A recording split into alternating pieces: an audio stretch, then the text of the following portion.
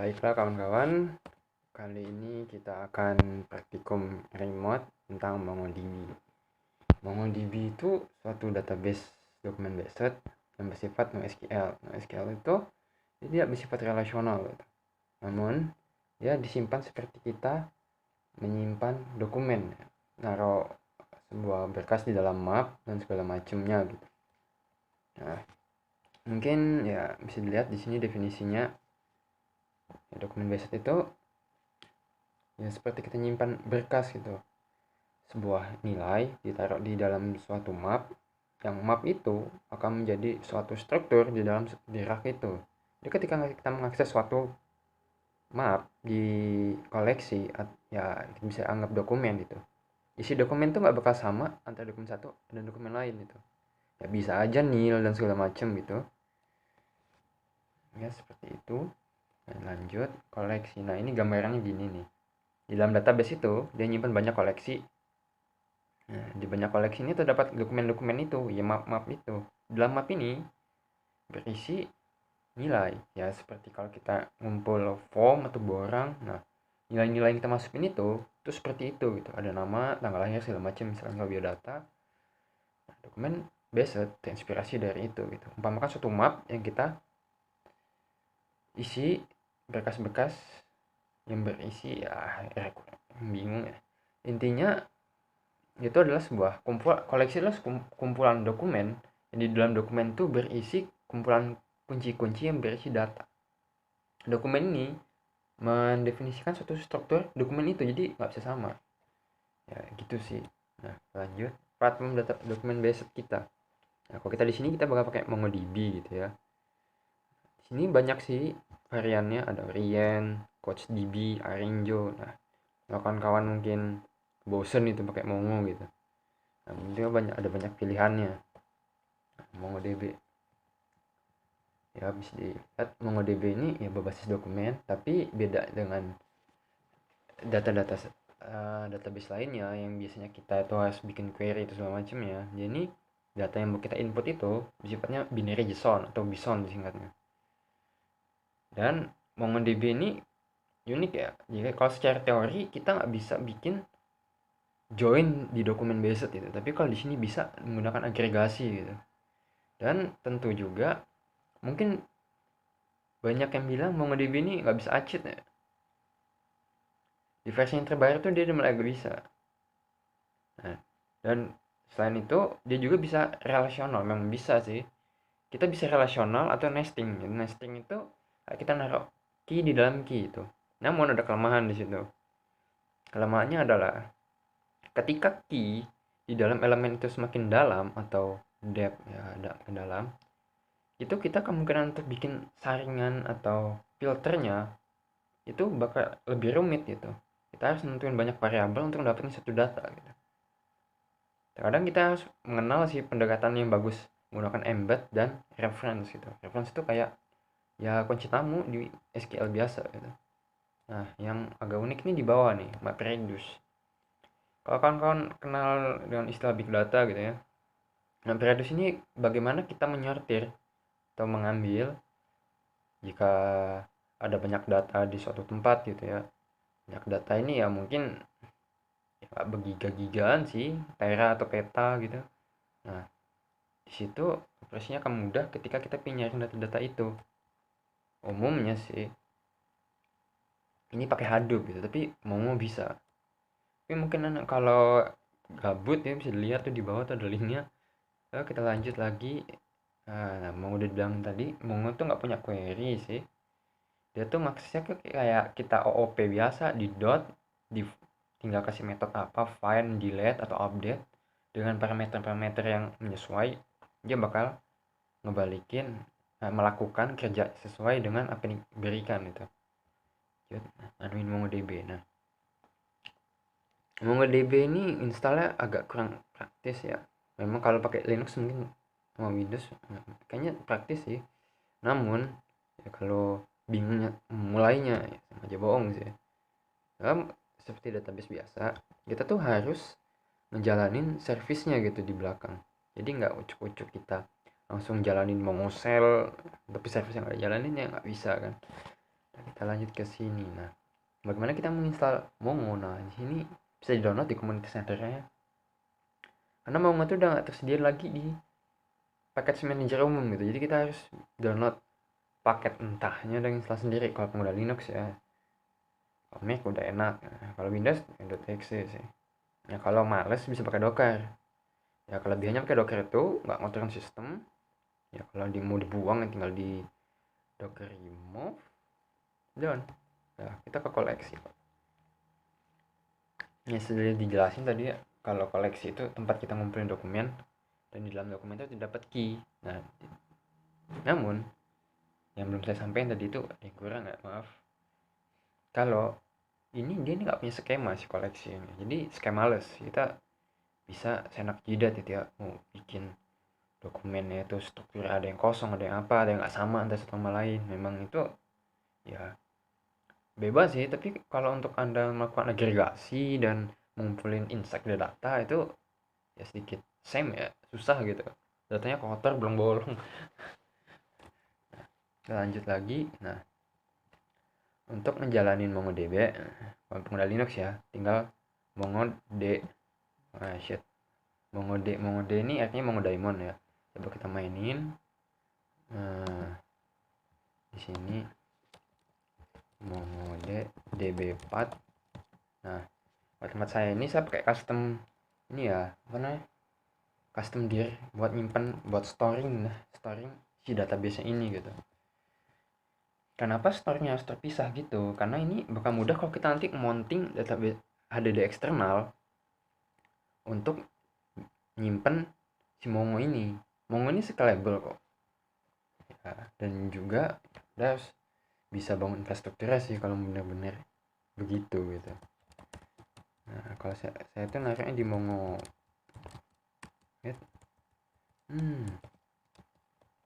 Nah ini dia, Mongo stg.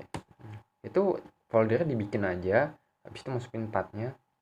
Itu biar kita mau fokusin nyimpen foldernya itu nggak acak-acakan. Soalnya kalau kita nggak kasih folder khusus buat nampung cluster DB nya, itu datanya bakal kemana-mana sih. Apalagi kan harddisknya tuh nggak kosong kan, yang ngebersihinnya susah gitu. Mungkin sih agak lebih ribet gitu. Nah ini bisa lihat, nah ini dia udah online ya, udah listening nih, nggak digebuk aja tuh portnya. Mongo.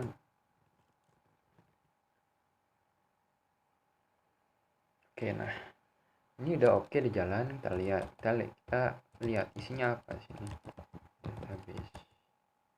Nah, saya banyak database ya, contoh segala macem. Habis itu kita balik ke materi dulu. Nah kita udah 1-2 udah kita jalanin. Sekarang kita baca dulu bagaimana kita melakukan query di Mongo.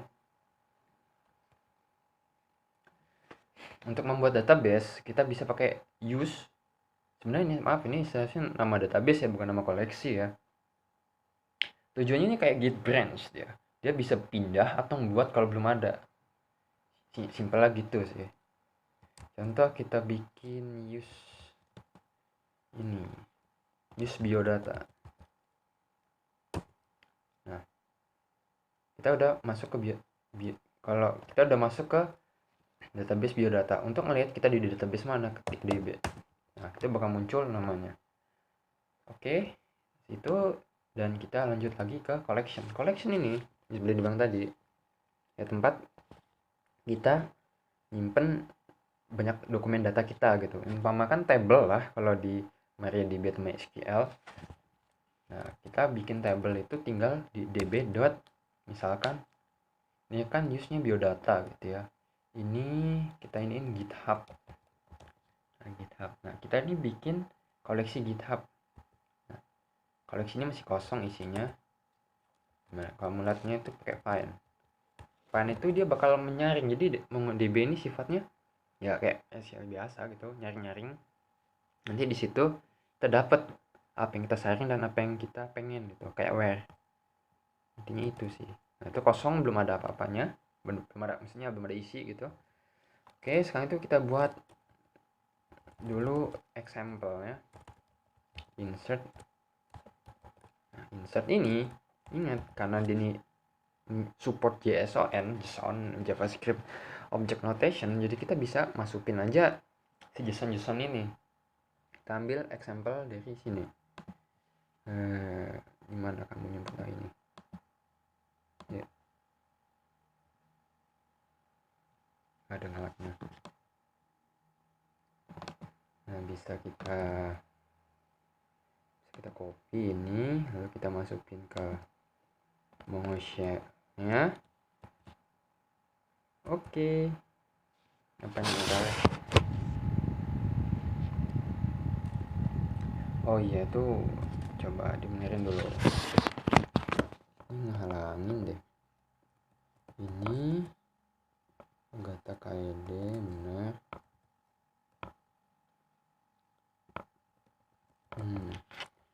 Coba kita masukin satu aja dulu.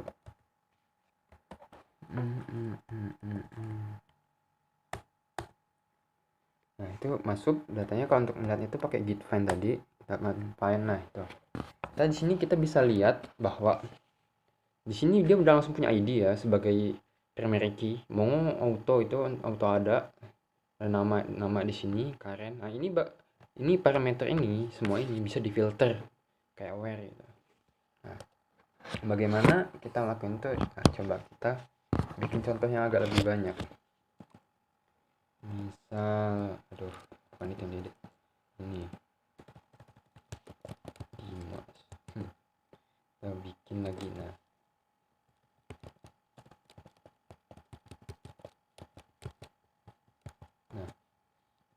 sini kita bakal punya dua objek. Nah kita bisa masukin kayak gitu.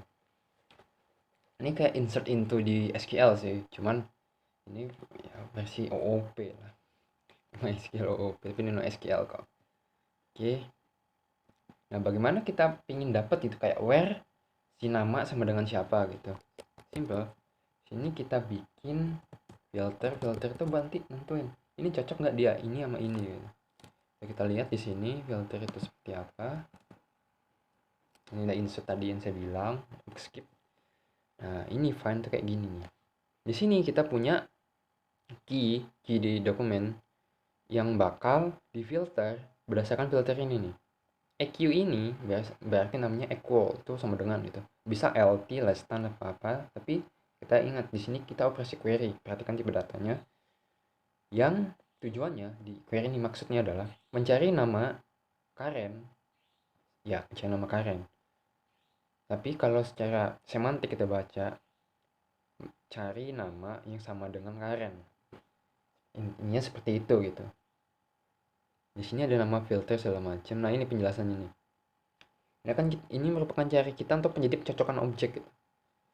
Ya memang ini banyak kok. Jadi lihat di dokumentasinya aja tentang projection operator. Karena projection nanti sama update bakal beda juga operasinya. Kita coba ya, itu langsung di sini. Find nama equal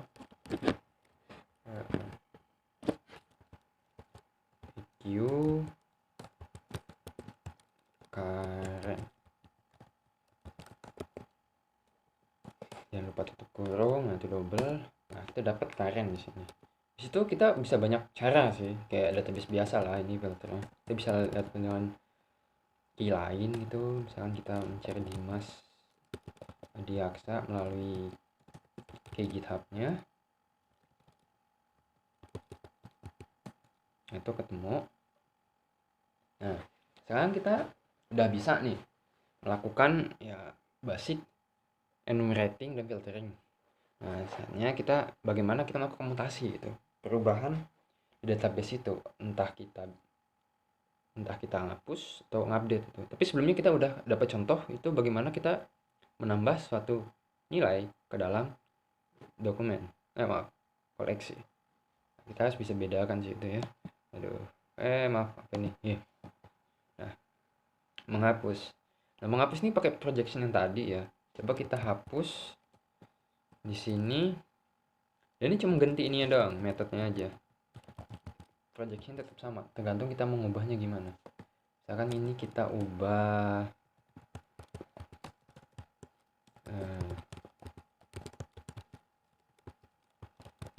tapi ngapus GitHub yang nilainya sama dengan Ogata KID. Hasilnya, oh apa itu? GitHub delete is not a function. Apakah saya salah? Coba.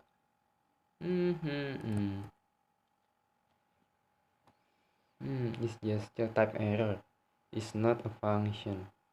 Oh, sebenarnya kita harus datengin dokumentasinya deh. Oh, di mana kamu? Nah, ini namanya dokumentasi ya, guys. Harus digunakan dengan baik dan bijak. Soka. Ternyata kurang delete one. Cari sebelumnya. Oh iya, by the way juga kalau untuk kita untuk update segala macam, kita bisa langsung pakai update. Ini update biasa, update mana, update mana. Ini umumnya dipakai buat operasi nilainya dikit atau banyak. Misalkan kita cuma mengubah satu nih, pakai update one aja lebih bijak. Tapi kalau pusing langsung update aja. Tapi untuk kasus delete ini unik ya, dia nggak ada delete biasa, ada yang delete one. Oke, direvisi itu mencari, menghapus. Nah, sini kita tambah one.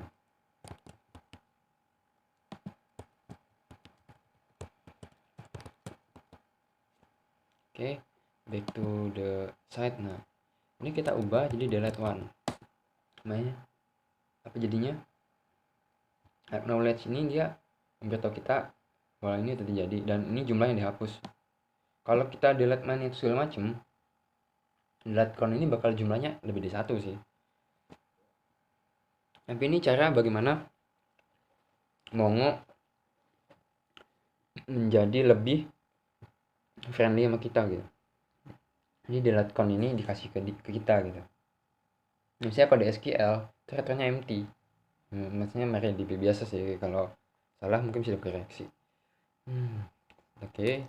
Kita coba kita lihat, kita udah ngapus yang terjadi. Oke, Dimas Adiaksa. Nah, udah kehapus kan ya Ogata KID. Nah, sekarang bagaimana kita ngupdate si Dimas? Oke, kita balik ke sini. Nah, update dokumen ini agak ribet sih ya, karena kita ini dihadapkan dengan operasi penyaringan, dan yang kontras di sini adalah ya pengubahan nilai. Jadi ketika kita dapat nilai, ini key apa aja atau key di dalam dokumen yang bakal diubah nilainya berdasarkan operator ya gitu.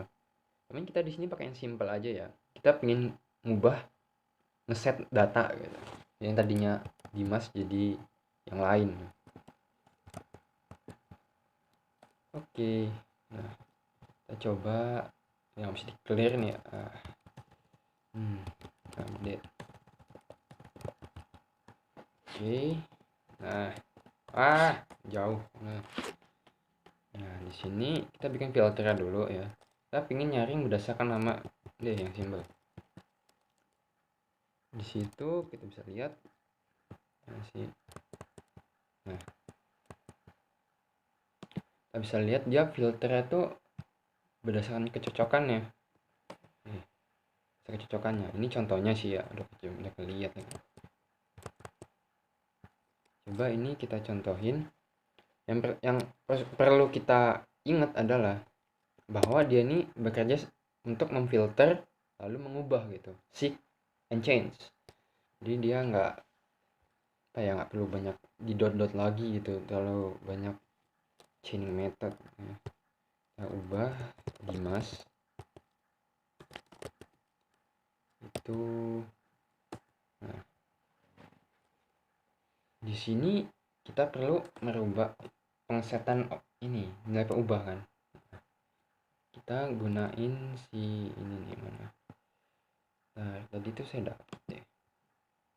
Nah, di sini kita bisa lihat coba mana ya. Update operator. Coba. Sebelum itu dikenalin dulu tentang bagaimana operator update ini bekerja gitu. Soalnya kan kawan-kawan akan ribet ya kalau kurang paham sumbernya. Soalnya ini banyak juga sih. Memang powerful banget MongoDB ini kalau dibilang. opsinya banyak yang kalau ya, mending jadi hafal sih dokumentasinya. Di sini kita bisa mencari ya, with concern bla bla bla bla. Nah ini dia nih, update operator ini kumpulan pengupdate. Nah ini add current date ini bergunanya untuk kita ngeset tabel itu dengan waktu sekarang. Nah ini banyak sih opsinya sih ya. Ini bukan Anda bisa untuk mengubah tabel, operasi array segala macam, purpose segala macam. Ini ada operasi bit. Nah ya segitulah ya. Tapi kita bakal kita pakai yang ini adalah set ini. Set ini adalah untuk kita naruh nilai. Kalau set buat ngapus. Jadi kita bikin ini dulu. Set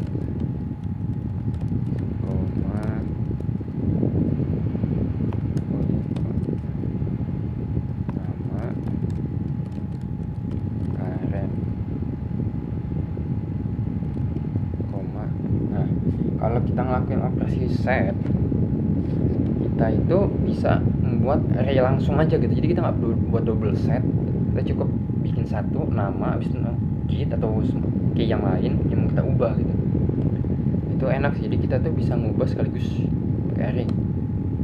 Ya memang familiar banget ya mau OP ya buat make ini ya.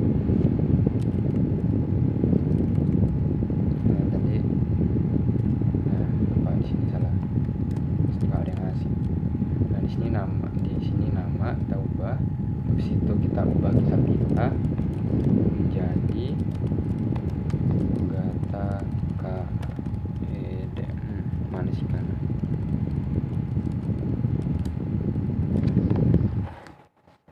Nah itu udah ke nah ini jangan lupa ditutup ya, ini agak mengecoh nih, ini sama ini dan ujung sana. Nah ini apa nih error nih, syntax unexpected properly name. Ini saya kelebihan.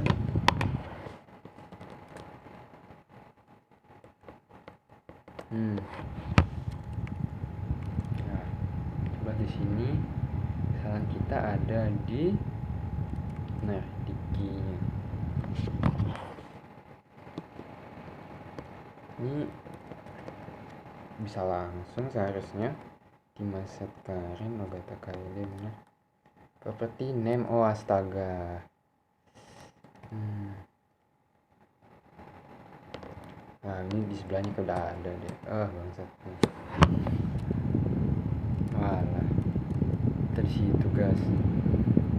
Slip. Nah, saya lupa di sini filter terus ditutup juga pakai double kurung kerawal. Jadi dia nama Dimas filter tutup kurung kerawal. Jadi dia ini semuanya objek JSON. Iya. Nah, oke, apa yang terjadi? Nah, kita berhasil match itu dia artinya cocok dan modify itu berubah. Jadi kita berhasil merubah dokumen yang bernama Dimas menjadi nilai-nilai ini gitu. Apa yang terjadi? Let's file. Nah, namanya berubah jadi Karen dan kitabnya KID gitu. Udah. Mungkin sekian ini penjelasannya. Oh iya.